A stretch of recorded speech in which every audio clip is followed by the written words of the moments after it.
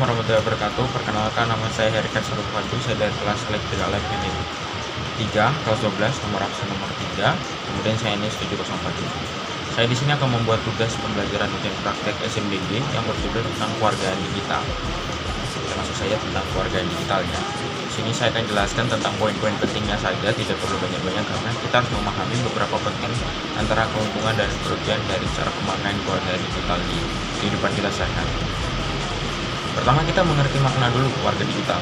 Keluarga digital adalah orang yang sadar dan hal baik yang buruk, menunjukkan kecerdasan perilaku teknologi, dan bisa membuat pilihan yang tepat saat menggunakan teknologi, memanfaatkan teknologi untuk membantu suatu komunikasi, pekerjaan, dan rekreasi. Jadi intinya adalah kita sebagai warga digital, kita seharusnya bisa memanage dan juga bisa memanfaatkan teknologi digital ini seperti bahan komunikasi, mempekerjakan, dan berkreasi. Dan juga sekarang bisa menghasilkan uang, seperti banyaknya orang-orang di sini. Mereka menggunakan beberapa banyak situs online untuk menghasilkan uang.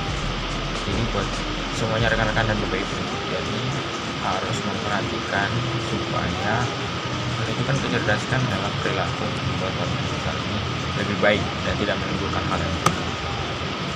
Kemudian keluarga digital. Keluarga digital adalah konsep yang dapat digunakan untuk memberikan pengetahuan mengenai penggunaan teknologi dunia maya dengan baik dan benar, atau juga dapat didefinisikan sebagai norma perilaku yang tepat dan bertanggung jawab atas penggunaannya. Jadi konsep dapat digunakan pengetahuan teknologi dunia maya dan baik dan juga didefinisikan sebagai norma perilaku yang tepat bertanggung jawab. Jadi buat siapapun, dari orang mana, sebagaimana aspeknya, mungkin rekan-rekan dan bapak ibu harus memperhatikan bagaimana cara menggunakan keluarga digital ini dengan baik, supaya jangan saling merugikan sama lain ketika kita sebagai menghargai sesama orang di keluarga digital, kita juga pasti akan dihargai. Komponen keluarga digital ada 9 komponen keluarga digital yang dibagi menjadi 3 kategori. Saya bagikan saja menjadi 3 kategori, yaitu yang belajar akademis, belajar dan akademis, lingkungan sekolah dan tingkah laku, terus kehidupan Anda di luar lingkungan sekolah. Kita masuk saja.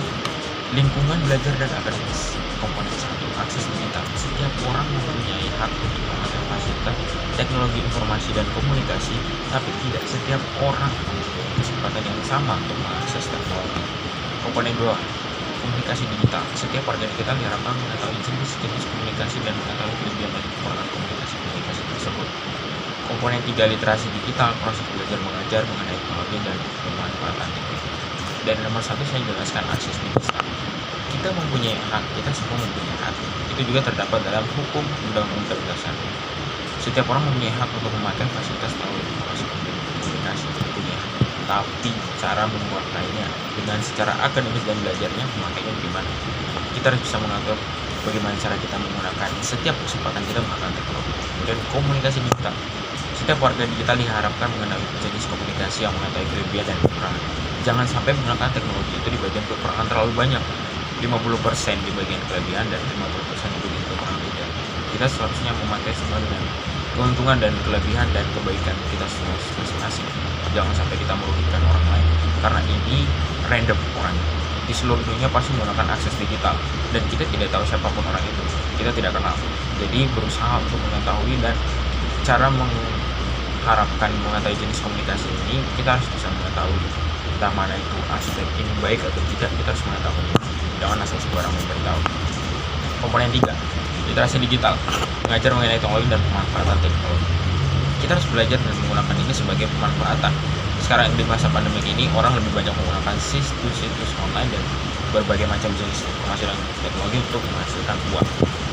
Jadi sebagai munik aspek buat rekan-rekan itu mengerti bahwa memang literasi digital ini penting, tapi bagaimana caranya Anda memakai ini dengan baik supaya tidak merugikan banyak orang, karena pemanfaatan teknologi itu sangat banyak, sangat random. Perlu belajar lebih banyak lagi dan bagaimana cara mendalami pengertian daripada teknologi. Yang kedua, lingkungan sekolah dan tingkah laku. Komponen 4, hak digital. Setiap warga digital mempunyai hak privasi, kebebasan berbicara, dan lain-lain. Setiap warga digital juga mempunyai kewajiban harus bertanggung jawab atas pemanfaatan teknologi. Komponen 5, etika digital, dengan tujuan menjaga perasaan dan kenyamanan user lain. Komponen 6, digital, komponen keamanan digital. Warga digital harus hati-hati menjaga informasi dari pihak yang tidak bertanggung jawab. Dari komponen 4 saya jelaskan mempunyai hak privasi. Memang rekan-rekan sekarang mempunyai seperti akun Instagram, akun Facebook, dan akun TikTok pastinya. Berusaha untuk memprivasi, dan juga akun itu dipakai dengan sebaiknya. Jangan merubah akun itu dan menjudge atau memberikan kesan tidak baik buat orang lain. Seperti Anda komen di FYP pada TikTok, terus Instagram di komen pada postingan, itu tidak baik. Sebaiknya komen saja yang berpositif, ya. Jangan sampai menggunakan hal seperti itu dengan tujuan tidak baik, karena itu juga tidak membuat kenyamanan bagi usernya masing-masing. Kemudian etika dalam etiket digital, tujuan menjaga perasaan kenyamanan user lainnya. Seperti yang saya katakan tadi, seperti sama dengan komponen 4. Jangan sesekali menyimpulkan bahwa orang ini jelek dan baik dalam hanya melihat videonya saja. Kita belum tahu orang-orang masing-masing itu. Mereka mempunyai hak dan situsnya bagaimana. Kita tidak tahu perspektif dan bagaimana macam orang itu, kita bisa mengetahuinya atau tidak. Jadi sebagaimana mungkin rekan-rekan semuanya, Bapak Ibu harus memanage dan juga menjaga perasaan kenyamanan user lain agar tidak merugikan. Suatu saat seperti itu akan kena seperti yang kalian lakukan kepada orang lain. Komponen 6, keamanan digital. Warga digital harus hati-hati menjaga informasi dari pihak yang tidak bertanggung. Jangan menyebarkan hoax. Hoax itu tidak baik. Jadi sebelum mendengarkan informasi lebih teliti dan terperinci secara bukan opini tapi sesuai fakta, boleh di-share. Tapi kalau masih opini dan masih ada dari katanya, jangan dulu. Kita dengar, kita terperincakan hal ini, informasi lebih baik dulu, karena itu penting. Jangan asal memberikan informasi yang tidak jelas, karena itu dapat merugikan orang. Siapa tahu orang yang pertama kita nge-share, dia nge-share ke orang lain, dan itu sudah terlewat lagi. Sebaiknya jangan. Oke, sampai sini paham? Kita masuk ke cek di depan Anda di luar lingkungan sekolah. Komponen 7, hukum digital, mengatur etika penggunaan teknologi dalam masyarakat. Komponen 8, transaksi digital dalam jual beli online. Jual beli harus menyadari risiko dan keuntungan jual beli online. Ini yang saya jelaskan, banyak menghasilkan uang yang di online shopping. Komponen 9, kesehatan digital dibalik manfaat teknologi digital. Ada beberapa hal yang bisa memicu kesehatan baik fisik ataupun mental. Untuk mencegahnya kita harus menyadari makanya dapat ditimbulkan. Komponen 7, hukum digital, mengatur etika teknologi, ya, penggunaan teknologi dalam masyarakat. Sama seperti tadi, teknologi itu bukan hanya kalian hanya bisa privasi saja, tapi kalian bisa random, dan beberapa masyarakat juga pasti akan terikut dalam user dan beberapa situs kalian.